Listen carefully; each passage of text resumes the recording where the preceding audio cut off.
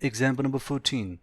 Clubs equals to Barcelona, Real Madrid, Chelsea, Manchester United, PSG, Juventus. When you take the print of clubs of colon and 0, it returns empty set in the output.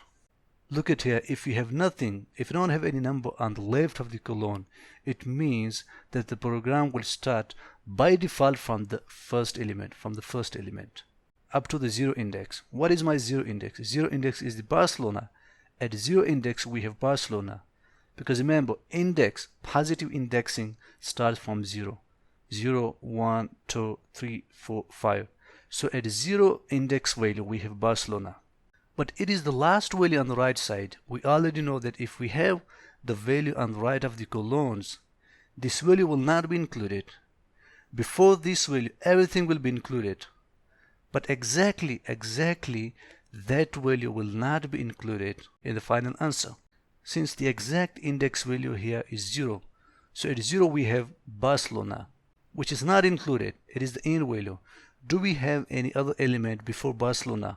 No, we don't have any element before the Barcelona. It is the very first element.